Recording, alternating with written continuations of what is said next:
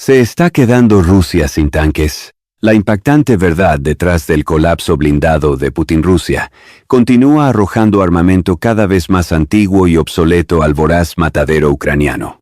La pregunta que todos se hacen es simple pero devastadora. ¿Se está quedando realmente sin tanques? El número de tanques destruidos durante más de un año de combates brutales en Ucrania ha sido verdaderamente asombroso, casi incomprensible en su magnitud. Sin embargo, a pesar de las predicciones prematuras sobre la inminente desaparición del tanque como arma de guerra efectiva, este sigue siendo absolutamente crucial para las operaciones en curso de ambos bandos.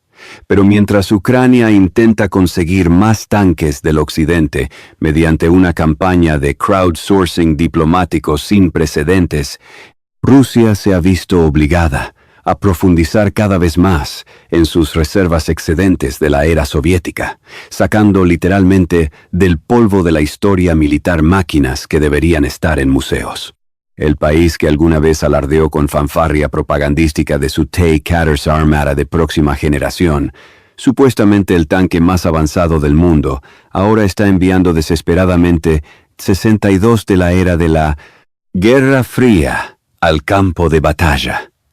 No es precisamente una buena imagen para Putin y su otrora temido ejército ruso, considerado durante décadas como el segundo mejor del mundo. Estamos ahora más de 300 días dentro de un conflicto que muchos expertos militares asumieron estaría terminado en cuestión de semanas, si no días. Con cada día que pasa, más y más vehículos militares rusos encuentran su destino final en llamas. Más de 700 piezas de costoso equipo militar han sido independientemente verificadas como destruidas, abandonadas o capturadas por las fuerzas ucranianas. Y esto es solo una estimación mínima extraída de imágenes públicamente disponibles. El número real es casi con certeza mucho mayor. Este número devastador incluye más de 500 tanques, casi 000 de los cuales han sido destruidos completamente, con el resto abandonados en pánico o capturados intactos por las fuerzas ucranianas, en una humillación tras otra. Rusia desplegó apenas 800 tanques al inicio de la guerra, un número que en ese momento parecía absolutamente insuperable para los numéricamente inferiores ucranianos. Pero el Pentágono anunció recientemente que Rusia ha perdido ahora la mitad de sus tanques de batalla principales. Sí, leíste eso correctamente. La mitad de toda su fuerza blindada inicial ha sido borrada del mapa en poco más de un año. Pérdidas masivas fueron sostenidas durante la contraofensiva de Kharkov el otoño pasado, cuando el ejército ruso estaba reportadamente perdiendo 10 tanques por día, mientras que los ucranianos perdían apenas 2. Cifras absolutamente sorprendentes cuando consideras que los rusos estaban defendiendo en lugar de atacar una posición que teóricamente debería favorecerlos, emparejado con la pérdida de más de 110,000 soldados rusos muertos, heridos y desaparecidos hasta ahora. Estas son bajas, descritas como órdenes de magnitud mayores, que las que la Unión Soviética experimentó en Afganistán durante 10 años completos de conflicto brutal. El subsecretario estadounidense de Defensa argumentó recientemente que Rusia emergerá de esta guerra significativamente más débil de lo que entró. Parece razonable, si no completamente obvio para cualquier observador objetivo. Ucrania todavía tiene un largo camino por delante, pero disfruta de apoyo material masivo de todo el mundo occidental. Rusia, por otro lado, no tiene tales aliados dispuestos. No se necesita ser un científico espacial para deducir que pérdidas como estas simplemente no son sostenibles a largo plazo. La presión está aumentando dramáticamente sobre Putin y sus asesores. Su otrora formidable fuerza blindada se está deteriorando lenta pero marcadamente y visiblemente para todo el mundo. ¿Cómo llegó todo a esto? ¿Cómo pasó Rusia de ser una superpotencia militar temida a perder tanques a un ritmo que haría palidecer incluso a las peores derrotas del siglo XX? Hay muchas razones por las que Ucrania está superando masivamente al blindaje ruso en el campo de batalla. Los problemas blindados de Rusia derivan primero y principalmente de dos grandes factores fundamentales: la resolución nacional de Ucrania y su doctrina de combate superior.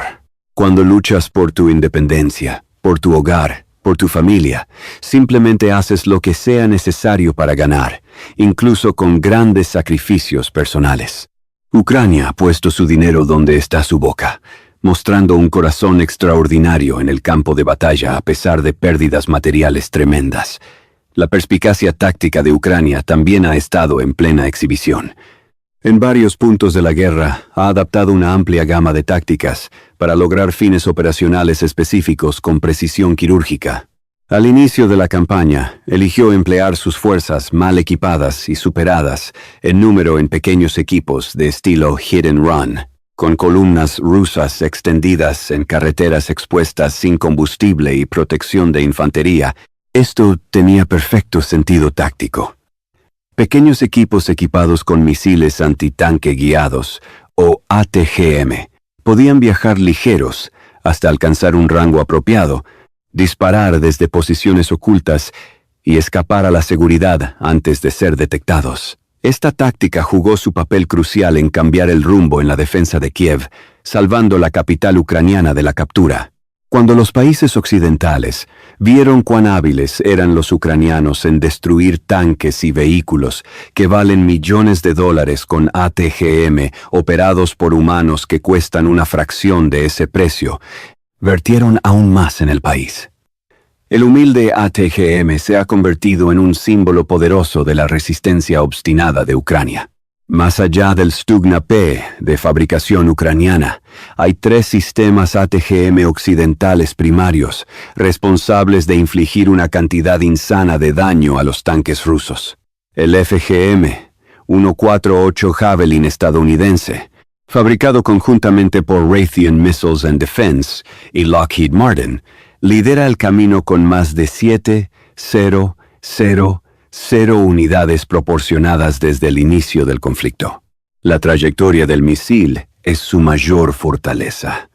Disparado en un arco alto, casi vertical, y descendiendo a velocidad abrasadora antes de detonar alrededor de la porción expuesta y poco blindada en la parte superior de la torreta del tanque. Los Javelins pueden penetrar incluso los mejores sistemas de protección antimisiles y blindaje porque están equipados con 2 cabezas explosivas, no una, sino 2. La carga primaria interrumpe las contramedidas antimisiles mientras que una carga secundaria penetra y detona dentro del tanque mismo. Los Javelins son opciones antitanque excelentes, pero su modo de fuego único tiene un costo empinado de alrededor de $200 por unidad, con misiles de reemplazo, con un precio de aproximadamente $78. A mitad del conflicto en el verano de 2022, sin embargo, Ucrania atribuyó entre 30–40% de las pérdidas de tanques enemigos al NLAW británico, Next Generation Light Anti-Tank Weapon. El NLAW es una maravilla de la ingeniería. Diseñado por Saab Bofors Dynamics, una empresa conjunta sueco-británica, el proyecto original comenzó en la década de 1990 y finalizó en 2008. Se acordó que el producto terminado no excedería 28 libras. Tendría una pequeña huella de retroceso y podría dispararse a un objetivo tan cerca como 20 metros y tan lejos como 600 metros. El resultado ligero tiene un golpe pesado. Llegados a este punto, es fundamental hacer una pausa y reflexionar sobre las implicaciones estratégicas de lo que estamos presenciando. No estamos simplemente viendo la destrucción de equipamiento militar, estamos presenciando el colapso sistemático de la doctrina de guerra blindada rusa que ha dominado el pensamiento militar durante casi un siglo. ¿Qué opinas sobre el ritmo devastador de pérdidas de tanques rusos? ¿Crees que Rusia realmente puede sostener esta guerra de desgaste a largo plazo? ¿O estamos viendo los últimos estertores de una potencia militar en declive terminal? ¿Es la dependencia de Ucrania en ATGM occidentales sostenible? ¿O eventualmente necesitará sus propios tanques de batalla principales para tomar la ofensiva? Más importante aún, ¿qué nos dice esto sobre el futuro de la guerra blindada en general? ¿Han vuelto los ATGM baratos y los drones obsoletos, los tanques caros? ¿O simplemente estamos viendo tácticas rusas incompetentes expuestas brutalmente? ¿Y qué pasa si Occidente reduce su apoyo a Ucrania? ¿Puede la nación sostener su defensa contra oleadas de conscriptos rusos armados con equipamiento obsoleto pero masivo en número? Déjanos tu opinión en los comentarios sobre si las pérdidas de tanques rusos serán el factor definitorio en el resultado de esta guerra. ¿Crees que Putin tiene un plan diabolical para simplemente ahogar a Ucrania en oleadas interminables de acero soviético, sin importar el costo humano? Los operadores del NLAW pueden seleccionar uno de dos modos: ataque superior de sobrevuelo o ataque directo, donde el misil usa sensores magnéticos para detonar justo sobre su objetivo en un ángulo perpendicular. La gran atracción del NLAW es su facilidad de uso y el hecho de que usa una carga no explosiva cuando se dispara, lo que significa que puede lanzarse desde un espacio cerrado como una habitación, una trinchera o entornos urbanos estrechos. Todavía son bastante caros, con un precio de alrededor de $33 por disparo. Los suecos jugaron un papel importante en el desarrollo del NLAW, pero difícilmente terminaron ahí. Saab Bofors Dynamics también produce la maravilla de un solo disparo AT-4, que ha causado su propia buena parte de daño a los tanques rusos. El lanzador de ánima lisa sin retroceso desechable dispara un solo misil antitanque desde un tubo ligero de fibra de vidrio a un rango de 200 a 600 metros. Diseñado durante la Guerra Fría, el AT-4 puede disparar ojivas HATE, ER de alcance extendido, HR de alto explosivo, HP de alta penetración y rondas RS de sensibilidad reducida. Lo que te plazca, algunas de las cuales pueden penetrar blindaje de hasta 600 milímetros de espesor, ampliamente adoptado por el ejército de los 60, como reemplazo para el envejecido M70 y DOS-LAW, ha estado en servicio en todo el mundo. Gracias al entorno rico en objetivos en Ucrania, ahora hay un amplio cuerpo de evidencia que testifica la efectividad del AT-4. El 16 de enero, por ejemplo, surgió un video en redes sociales mostrando el nuevo tanque 90M Proriv, 3 de Rusia equipado con camuflaje térmico Nakidka, ardiendo en la región de Lugansk. El tanque de $5 millones había sido destruido por una unidad AT-4 sueca de fabricación barata, con un precio de apenas $1.48. Podrías comprar 130 AT-4 por el precio de un Javelin, y eso es increíblemente buen valor por dinero. Cuando agregas drones kamikaze Switchblade antitanque y otros implementos antitanque, comienzas a ver por qué ha sido tan difícil para Rusia hacer progreso blindado en ciudades apretadas, mucho menos a través de las vastas extensiones agrarias del país. Los bombardeos de artillería llamados para destruir vehículos rotos o abandonados han sido responsables de al menos tantos tanques como los ATGM occidentales, según un soldado de infantería ucraniano. Los rusos durante mucho tiempo tiraban tanques como si fueran trapos de lavar, pero ya no lo hacen más, dijo. Ahora supongo que se están quedando sin ellos. Las estimaciones sitúan la tasa de impactos de tanques ucranianos en 4 al día desde el comienzo de la lucha. Eso es como salir afuera y prender fuego a decenas de millones de dólares cada mañana. No exactamente el resultado que Putin podría haber esperado cuando lanzó su operación militar especial. Pero hay otra razón por la que Rusia ha perdido y continúa perdiendo tantos tanques, y tiene que ver con su incompetencia táctica absoluta. Los errores tácticos rusos continúan acumulándose, evidencia de un enfoque estratégico profundamente defectuoso del Kremlin. El Grupo Táctico de Batallón, BTG, ha sido la columna vertebral del ejército ruso. Compuesto por tanques, infantería y artillería, esta organización de unidad de armas combinadas tiene sentido lógico en el campo de batalla moderno. Sin embargo, Rusia parece haber conseguido el equilibrio de sus BTG completamente mal, priorizando vehículos blindados, camiones y tanques a expensas de la infantería necesaria para mantenerlos, apoyarlos y protegerlos. Claro, esto significaba que tendrían unidades de alto impacto y altamente maniobrables trabajando en tándem en teoría, pero en realidad, cuando los BTG rusos fueron atacados, simplemente no había suficiente infantería desmontada para proteger el blindaje o los vehículos logísticos que lo sostenían. Los convoyes fueron atrapados al descubierto, destrozados por los equipos de ataque ucranianos mencionados anteriormente que esperaban emboscadas. Esto no fue el único problema. Las tácticas de Rusia se vieron agravadas por otro defecto fatal. Como no disfrutan de superioridad aérea, no podían confiar en el apoyo aéreo cercano para proteger su blindaje. Además, parece que no suelen inspeccionar el área con drones o aeronaves, dejando el blindaje expuesto a la infantería ucraniana que es difícil de detectar a simple vista.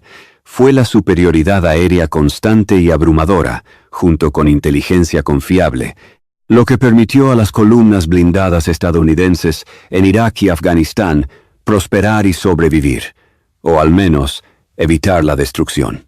Factoriza la falta de sostenimiento cosas simples como combustible, raciones y otras necesidades vitales que se agotan en todo el frente. Con la incapacidad de recuperar tanques que se atascan y abandonan en el barro, tienes una receta para el desastre absoluto. Con el tiempo, el desgaste de sus BTG más experimentados dejó a Putin sin otra opción que canalizar conscriptos inexpertos a la lucha. Rusia está comenzando a alejarse de los grupos tácticos de batallón al darse cuenta de cuán ineficaces son. Pero es demasiado poco, demasiado tarde. Desperdiciaron una cantidad masiva de sangre y tesoro tratando de hacerlo funcionar, y ahora se quedan con conscriptos indisciplinados que parecen más dispuestos a abandonar sus tanques por completo que tratar de recuperarlos o, en su defecto, destruirlos para evitar que caigan en manos ucranianas. Se están construyendo más tanques rusos para reemplazar sus pérdidas, pero ¿pueden introducirse más rápido de lo que los modelos actuales están siendo destruidos? La respuesta simple es no, a menos que puedan construir 30 tanques y camiones blindados cada día a la tasa promedio a la que están siendo destruidos. Pero eso es solo el comienzo del problema de tanques de Putin. Aunque no escuchamos a menudo sobre su impacto, las sanciones occidentales sobre Rusia han hecho aún más difícil construir los tanques y misiles que necesita para procesar la guerra de Putin.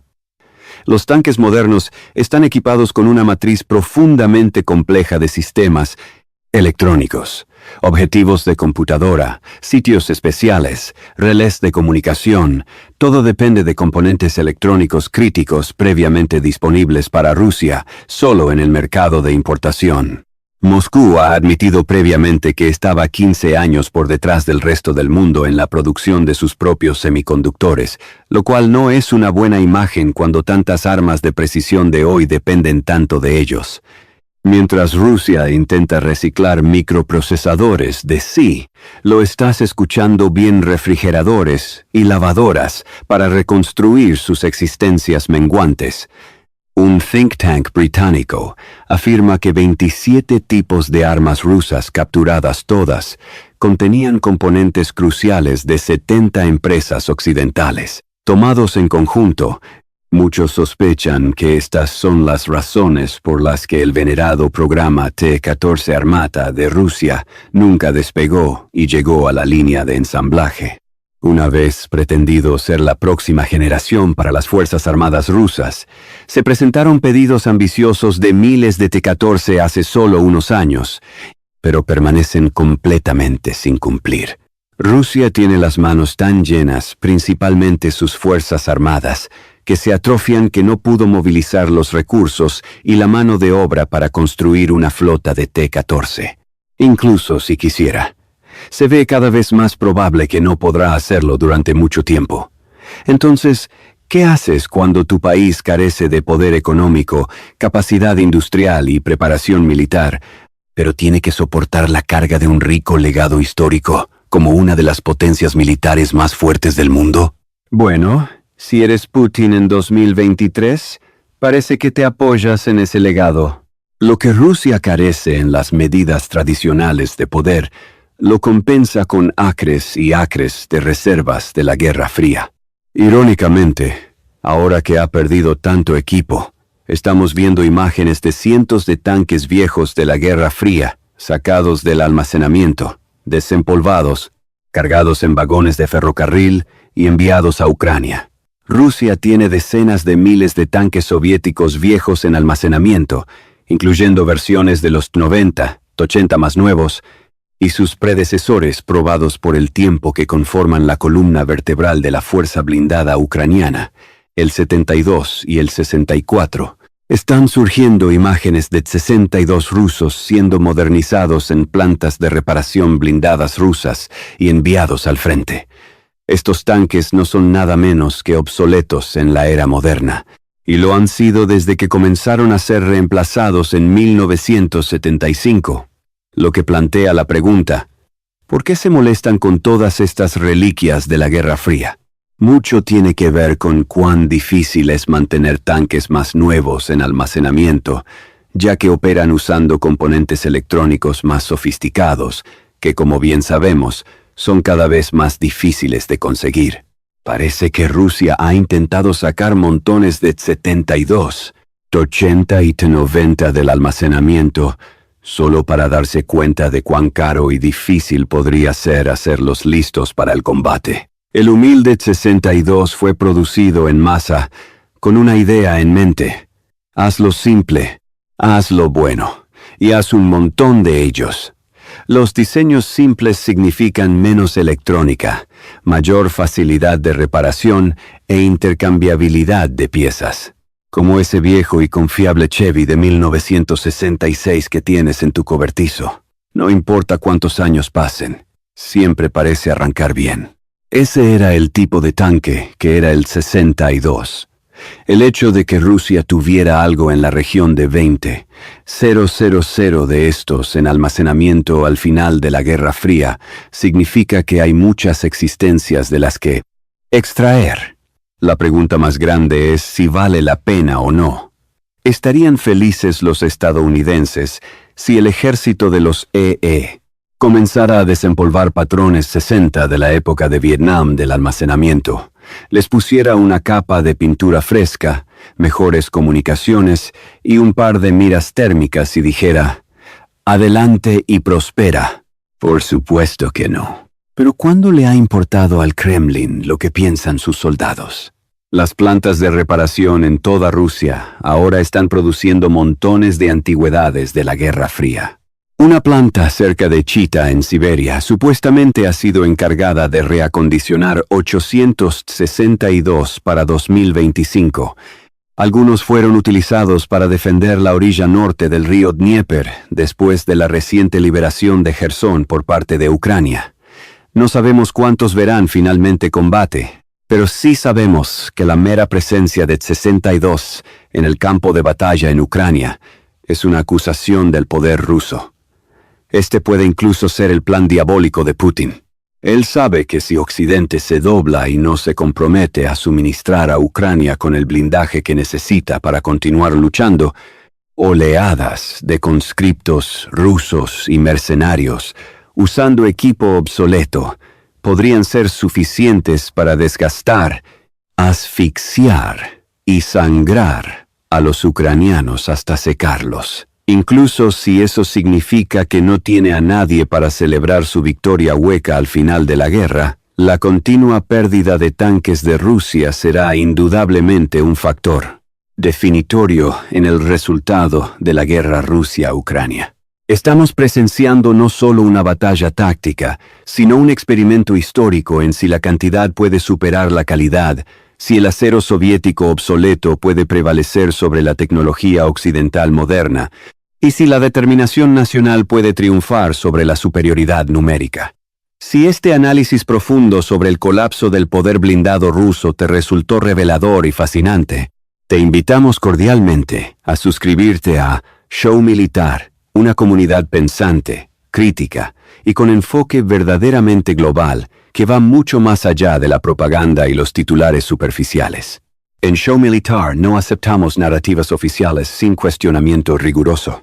Somos una comunidad de analistas críticos que examinan las realidades del campo de batalla, las capacidades militares reales versus las afirmaciones propagandísticas y las implicaciones estratégicas de largo plazo que otros ignoran. Analizamos no solo qué está sucediendo en Ucrania, sino qué significa para el futuro de la guerra moderna, el equilibrio de poder global, y cómo las lecciones de este conflicto remodelarán los ejércitos del siglo XXI. Únete a miles de entusiastas militares, veteranos, analistas y pensadores críticos que, como tú, rechazan la desinformación y buscan comprensión genuina de las fuerzas que están transformando la guerra moderna. Proporcionamos análisis desde una perspectiva verdaderamente global, conectando desarrollos militares con implicaciones geopolíticas, económicas y tecnológicas que los medios convencionales pasan por alto. Suscríbete hoy a Show Militar y sé parte de una comunidad pensante, crítica y globalmente consciente que valora el análisis basado en evidencia sobre las reacciones emocionales, la comprensión profunda sobre las opiniones superficiales y la verdad rigurosa sobre la propaganda conveniente. Nos vemos en el próximo análisis, donde continuaremos desentrañando las realidades del conflicto más importante de nuestra generación.